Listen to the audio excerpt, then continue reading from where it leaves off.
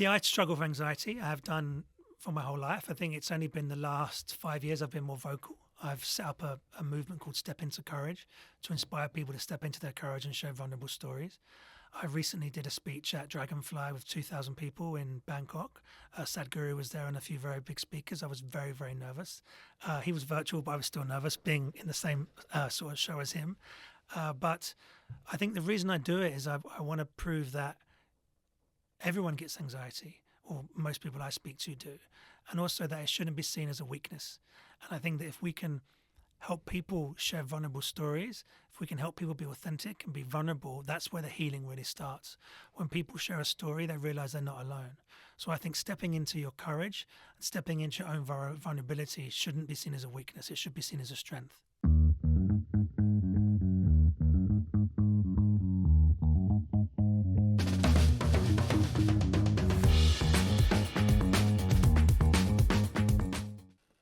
Hi, I'm Serena Barwani, and I'm really excited to be here today. They say there's no formula for success, but what if there is? After countless conversations with entrepreneurs, I've noticed a pattern. Now I'm on a mission to break it down and figure out exactly what makes a startup thrive. In this podcast, we'll explore the key ingredients like education, mentorship, family influence, luck, and more that contribute to an entrepreneur's success.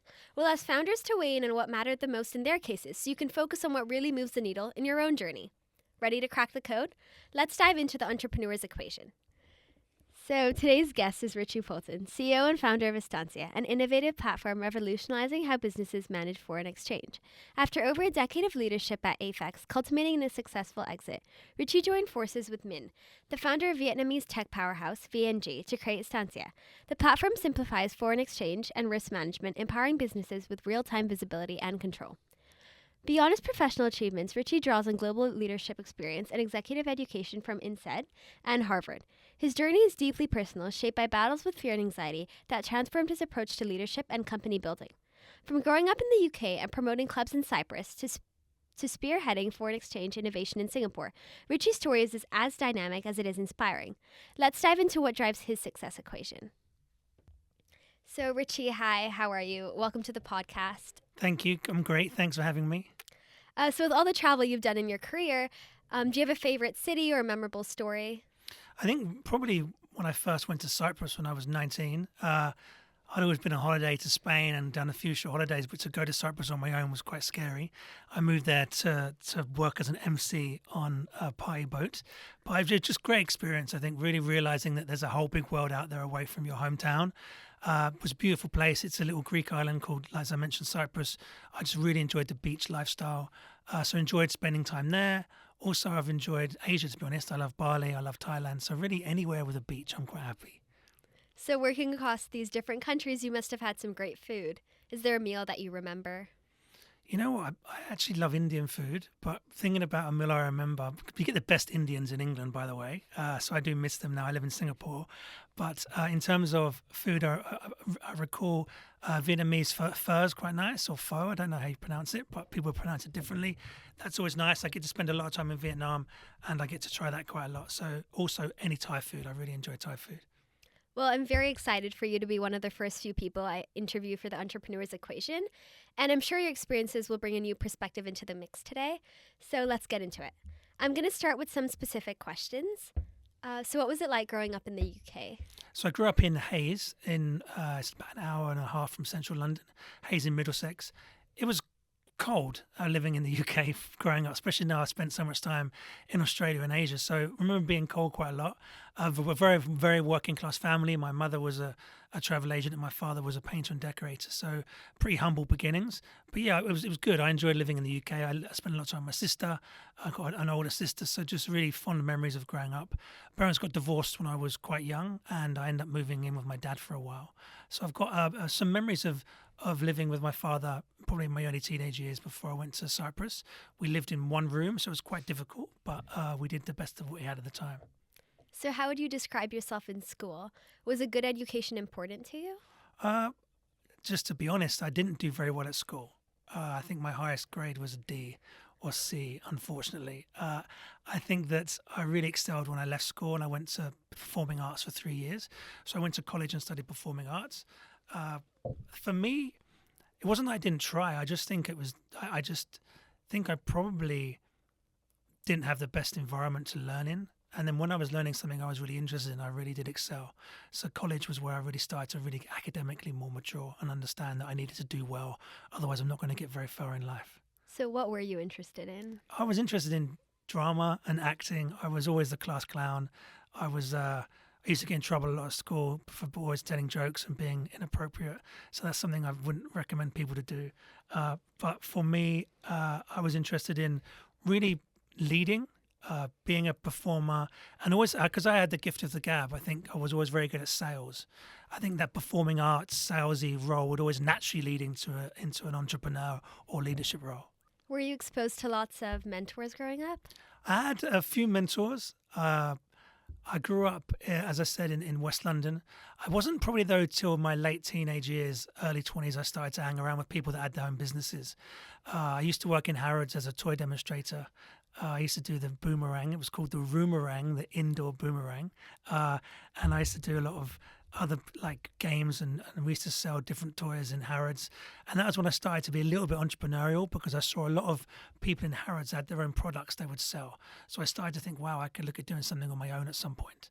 So during your formative years, were you always working? Yeah, I worked from a very young age. I think that was an important part of my success, was really having to work to make money. I knew that I had to get out there and get experience. So I was a glass collector in a local social club, collecting the glasses and filling the shelves up from a young age. Then I worked in McDonald's. I worked at Blockbuster Video. I was a cleaner as well, cleaning offices. The Disney store. I used to be someone that had some very interesting jobs growing up. Wow. What do you think were some of the early entrepreneurial lessons you took from your early days hustling? Just probably being prepared to take a risk and to really buy into yourself. I think that we spend our whole lives being the people we think we should be based on other people's perceptions of us. Like go to get the best education and get married, have kids, do the whole routine. I'm not saying that's not great to do, but for me, I found that I really wanted to challenge the norm, and rather than work for somebody for my whole life, I realized I could probably do better if I did something on my own. So that's very diverse work experience. How do you adapt to such varied environments? Well, resilience. I think you adapt by making mistakes. I think don't be scared to make mistakes, and I think it's always good to stub your toe along the way. For me, there was many mistakes in my early entrepreneur journey, whether it was a bar in Cyprus I was trying to run, or trying to promote a nightclub. Yeah, or even up to recently, starting a business in a jurisdiction which is quite difficult to do business in. You learn the hard way sometimes, and I always try and say you win some, you learn some. I don't try and say you lose some, because I think it's important to know that losing or not getting something right is always sometimes the best way to learn. You scaled AFEX across many markets. Can you explain exactly what AFEX is? Yeah, AFEX was the largest privately owned payments and risk management company in the world. We help companies that needed to hedge and buy currency in their business. So let's say you're an importer or exporter, you'd have to go and buy euros or pounds or US dollars. Rather than use the banks, they would use AFEX. Not just because our rates of exchange were better, because our service was better. So we scaled that I went to Australia in 2005. I opened up Sydney, Melbourne, Perth, Brisbane. Then I moved up to Singapore. We opened a Singapore business. And then from there, I really scaled Asia Pac, and I become the Asia Pacific CEO. So really what we were doing, we were helping companies reduce their risk to hedging their FX exposures, and also just doing typical payments if they were buying products from overseas. So what finally happened to AFEX? Well, after we built it, we sold AFEX to a very large listed company on the NASDAQ called FleetCor Technologies. They purchased AFEX, 3.5 years ago now. And they then merged AFEX with another company they purchased called Cambridge, and that became Corpay. And I stayed there for 6 months, and then I realized, you know what, I've done this game of working for somebody else, even though it was a very entrepreneurial business and I was the CEO. I really wanted to go and do it on my own. So I launched Instantia. So you grew the business significantly and finally led it to an exit. What were your main takeaways during the lows and during the highs? Wow, that's a good question. I think during the lows, just to remember that life's actually pretty good. I think we can get into a negative cycle in our mind when things are going bad, and I think I learned to decompartmentalize my business life to my personal life. I find that you can just let yourself be numbed out with stresses at work. So just in terms of keeping resilient. It's really trying to find time to do things like meditation, going for a walk, doing sports, going to the gym. So really for me, it was really trying to make sure that I didn't consume myself with work and find time to look after myself as well. Are these still strategies that you carry on to do today? Yeah, I believe so. I think that for me, it's just as important to think about strategy and spend time doing nothing. I think sometimes that's when the magic happens, when you can move your brainwaves from beta to alpha when you meditate or you do something, and that's when you can get real inspiration. So your venture now is Instantia. Can you explain exactly what Instantia is and how did you get there? Yes, so Instantia is similar to the previous company, but this time we really work on technology. So as you mentioned in your introduction, partnering with VNG.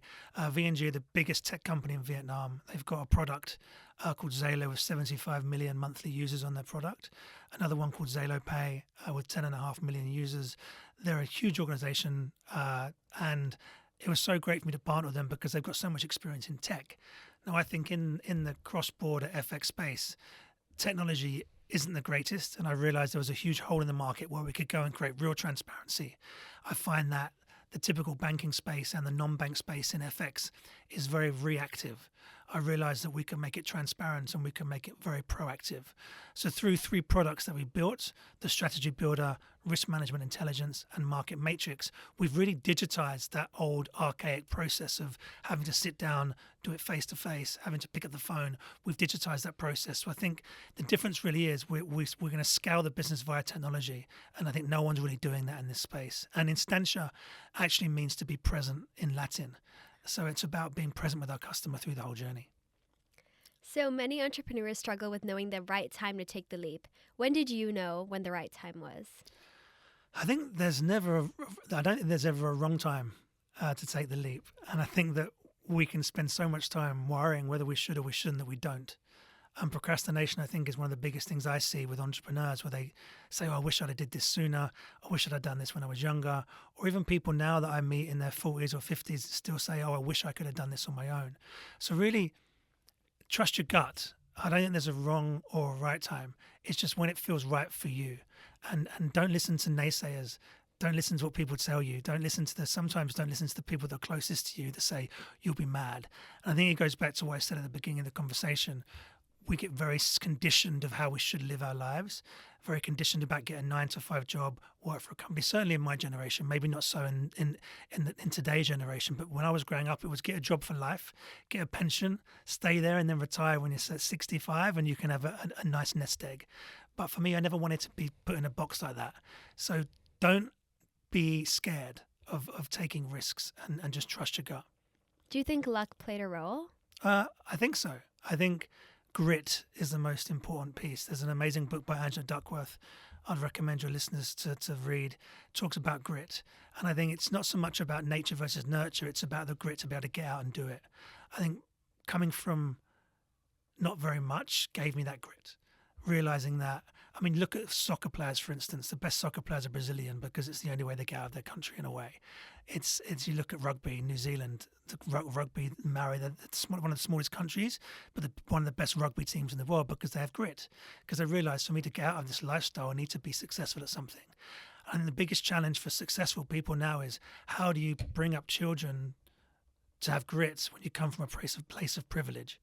And that's something that I'm trying to work with now. So you've openly discussed grappling with fear and anxiety. Would you like to share a little bit more about that? Yeah, but that's fine. It's a good question. So, yeah, I struggle with anxiety. I have done for my whole life. I think it's only been the last 5 years I've been more vocal. I've set up a movement called Step Into Courage to inspire people to step into their courage and share vulnerable stories. I recently did a speech at Dragonfly with 2,000 people in Bangkok. Sadhguru was there and a few very big speakers. I was very, very nervous. He was virtual, but I was still nervous being in the same sort of show as him. But I think the reason I do it is I want to prove that everyone gets anxiety, or most people I speak to do, and also that it shouldn't be seen as a weakness. And I think that if we can help people share vulnerable stories, if we can help people be authentic and be vulnerable, that's where the healing really starts. When people share a story, they realize they're not alone.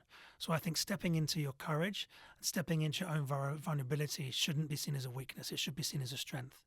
What has been the response so far with Step Into Courage? Pretty phenomenal. fact, I've had some great feedback. My Instagram's got 400 followers. We're very young. We just started, but I'm happy with that. Hopefully 400,000 would be nice. But to be honest with you, if I can change one person's life, that's what this is about. It's not so much about how many followers I can get. It's about making sure we have an impact and we remove the stigma from mental health. But in answer to your question, it's inspired people. I think that it's also had people that have come out and said they can't believe I'm sharing this and they wish they had the courage to share. So that in itself is making them feel like they're not alone. So how did you overcome this period in your life while juggling the demands of a business? I think for me, it's interesting, but sometimes the biggest revelation of change happen when you're in the worst situations. So for me, it was burnout. I was 36 years old. I was running AFEX, and I had some staff that worked for me, my best man and my 3 groomsmen working for me at the time, and they set up a company behind my back. So it was a very difficult process for me. I ended up in Supreme Court with my best friends. Through that process, I got shingles. Shingles is not life-threatening, but you certainly shouldn't be getting shingles at 36 years old. So my doctor said, "You're seriously burnt out." And I'm like, "Really? I don't feel burnt out." And that's the thing, you don't feel it. I was living in my nervous system. And then I realized I needed to change. So I engaged an executive coach because I was getting migraines a lot of the time. I was feeling quite stressed. And he taught me meditation. And meditation, I think, was the big turning point for me. I think when I realized how meditation can stop my overthinking and it become a habit, a daily habit. I've not missed a day now for 5 years. It's a big part of my life. That changed me. It was a profound change in my life. So I'd really recommend anybody out there to at least find time to meditate or do something that gets you on that one point of focus, because that's where the healing really begins.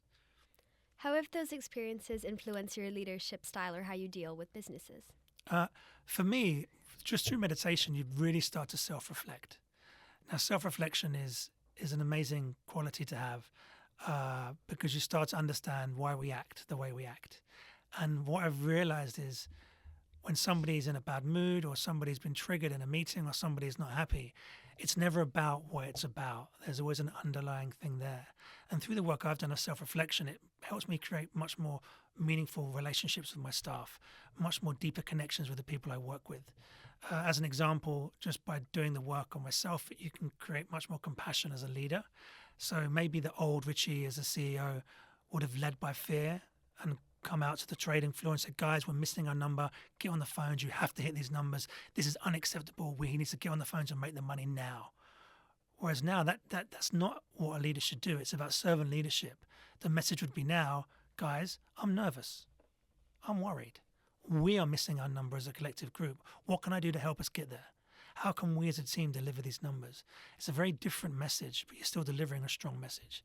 A second example is versus saying to somebody that works for you, "Good spreadsheet," you'd say, "I'm really proud of the work that you've done for me." And you can really feel a difference in that. I mean, I can even feel it just by sharing it with you today. So I think that through the self-awareness and the self-reflection of meditation, it helped me become a much more compassionate, authentic and vulnerable leader. Yeah. Your education at Instead and Harvard's Business School is very impressive. How has formal education contributed to your entrepreneurial journey? Yeah, I think that, as I mentioned earlier, I didn't do very well at school, and maybe there was this unconscious drive to prove to the world that I was intelligent because I signed up for Instiad and did a master's degree in change, like organizational psychology. I think I really wanted to just do something academic, and it was fun. I loved it. I did my thesis on meditation, and it's helped me a lot because the degree was on change and organizational psychology. It talks a lot about psychodynamics. So I've been able to use that on my journey of how I relate to other people. In terms of the stuff at Harvard, I do a 1-week course every year at Harvard with the YPO. It's like a YPO group. It's and that goes on for 9 years, and then you graduate from Harvard. That's more case study based learning, but it's been phenomenal. Just understanding cases, how other businesses work, and being able to implement that into my business, certainly when it comes around strategy. I think human relationships and strategy has been probably the biggest stuff I've took away from Harvard and implemented in my business. So what challenges did you face when transitioning from corporate leadership roles to founding your own company? I think there wasn't so many challenges. It was actually, to be honest, easier. I think not having a boss, not having somebody you have to answer to. Obviously, I've got my partners, but I just found that I had much more freedom to really run the business how I wanted to run the business. There was no red tape, there was no real corporate governance initially, and really it gave me freedom to build something how I wanted it to be built. In terms of probably challenges, not having a huge amount of backing where there's just so much money I haven't got to worry about what we invest in. So not that I did that before, but it was a bit more, you're bootstrapping it. You're doing it on a shoestring, so that is a little bit of a challenge. But it's also so exciting to be in a situation to build something on your own from scratch. What are your leadership principles? I think it's very important for me to be authentic. I think that's one of my key principles. But also to hold people accountable is also very important. So it's finding the balance between authenticity and accountability.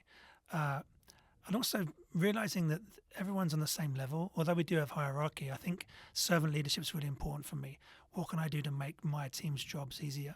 And how can we work as a collective for really achieving our goals? So how would you define success for other businesses and your business? Wow. Defining success. I think for me, it's purpose. Does the business have a good purpose? That for me is success. And are we achieving our purpose? I think if you're achieving your purpose, whatever that may be, and the revenue's coming in secondary, that's amazing. So yeah, I think make sure that we have a strong purpose, we stick by our brand principles, and we achieve what we want to achieve. I think it's very easy to say success is money or EBITDA or revenue, but I don't think that's the real answer. You could be making a great amount of money, but you could not be enjoying your job. So I think it's really having a strong purpose in a business. Obviously, you want to still hit some key KPIs, but it shouldn't be driven by just revenue or EBITDA. So what would you attribute Instantia's success to? I think for Instantia, we're looking at making businesses' lives easier. It's really giving them the transparency to make real business decisions where they're not flying blind. So we really want to help companies finally see what's been happening over the years. We've created a platform called Risk Management Intelligence, which allows them to really see what products they have forward-looking, and they can move the market and see what would happen to their positions based on certain scenarios. This has never been seen before. So really finally giving a customer the visibility to make real business decisions. So going back to meditation, what type of meditation do you do? All different ones. I think the first meditation I really learned was the middle way meditation, which is an ancient Buddhist meditation. That was really what got me into meditation. I did that every day. I actually met a teaching monk, and he said to me, he taught me the meditation and said, Richard, every single day we shower our bodies to keep our bodies clean. You have to shower every day, but we're not showering our mind.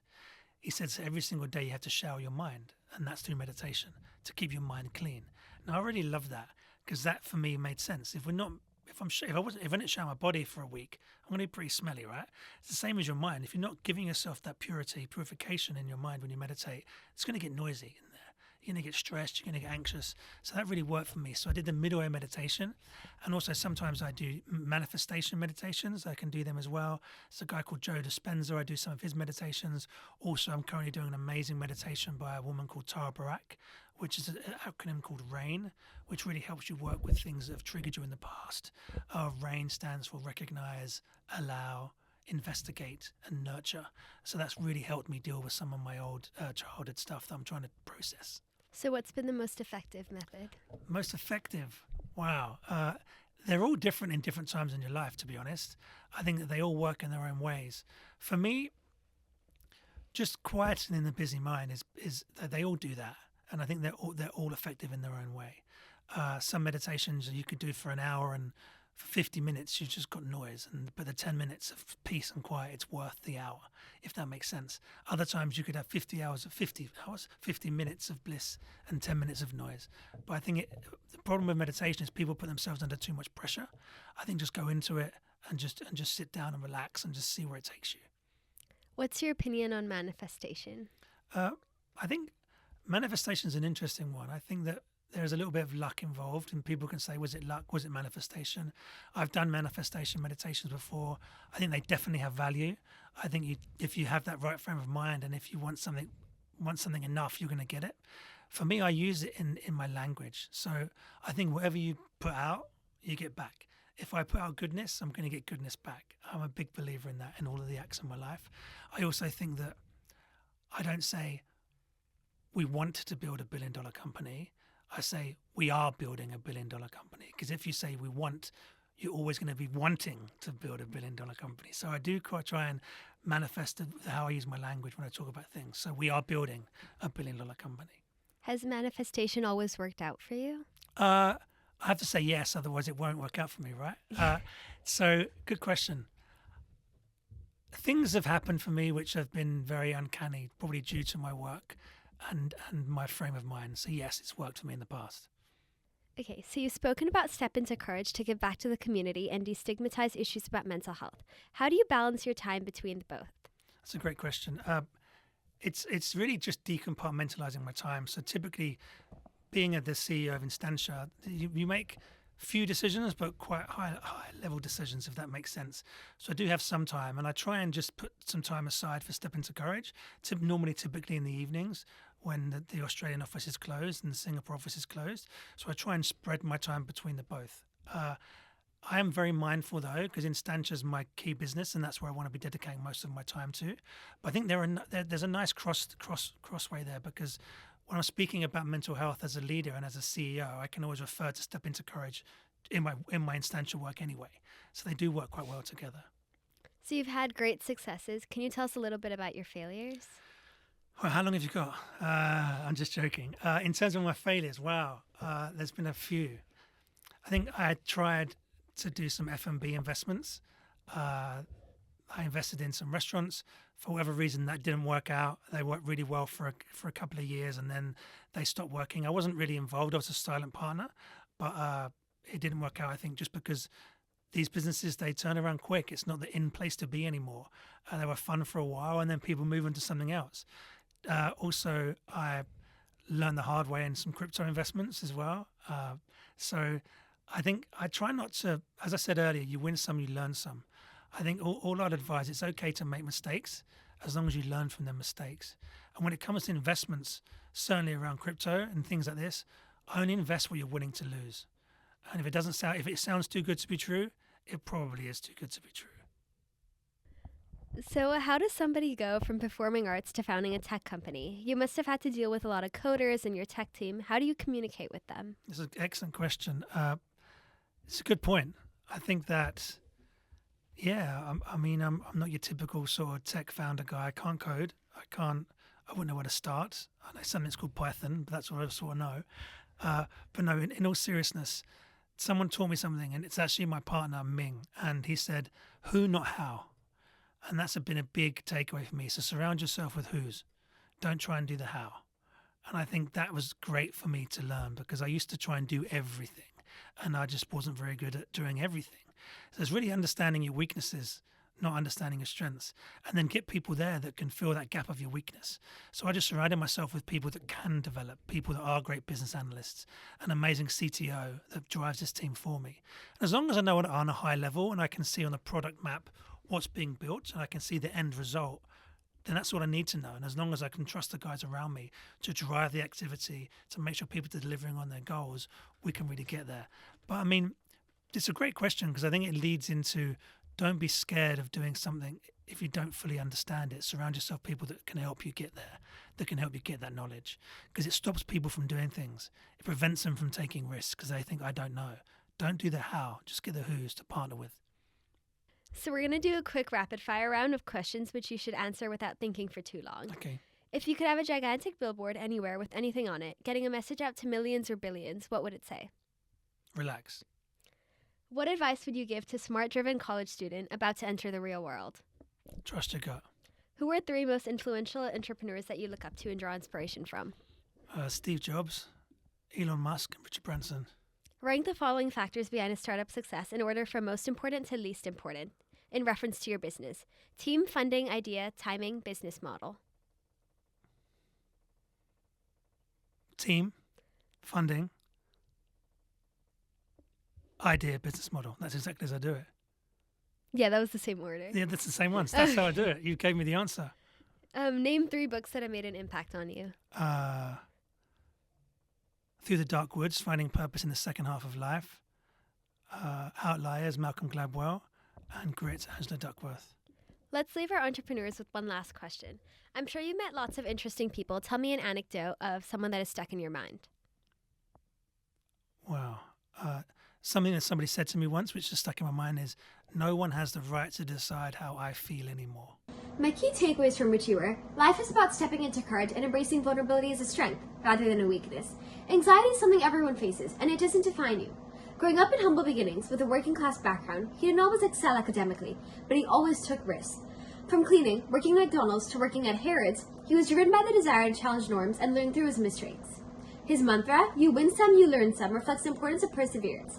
His journey took him from promoting nightclubs in Cyprus to scaling AFEX, where he became the Asia Pacific CEO, and then finally founding his own company, Instantia. Through the lows, he learned to compartmentalize and stay positive, always practicing meditation, his mental health shield for 5 years without missing a day. He believes in taking leaps when it feels right, trusting your gut, and that procrastination is the enemy of success. For him, success is not about money, but about fulfilling a purpose. He leads authentically, holds people accountable, and values self-reflection to build deeper connections. Meditation to him is a mental cleanse, and he believes in the power of manifestation, using language that aligns with the universe's rhythm. Finally, he emphasizes the importance of recognizing weaknesses, surrounding yourself with the right people, and understanding that luck, grit, and courage play pivotal roles in every journey.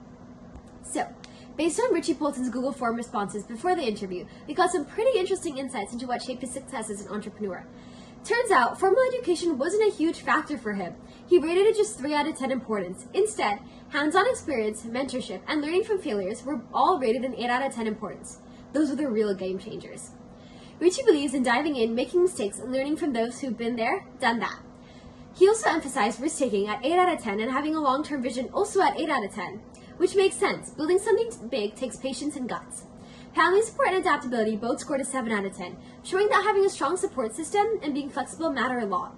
On the flip side, financial backing wasn't a huge deal for him, as he just scored it a 2 out of 10 importance, meaning he found ways to succeed without relying too much on outside funding. One cool thing, Richie even credits luck, 7 out of 10, as part of his success.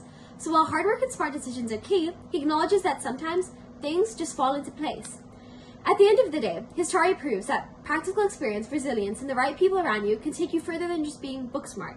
You know, thinking about it, there's a lot of similarities, even with episode 1, where my guest Sujay focused on experiences and said luck played a pivotal part in his journey. Thank you, Richie. Well, that's a wrap. Thanks for sticking around till the end. I hope you found this episode valuable.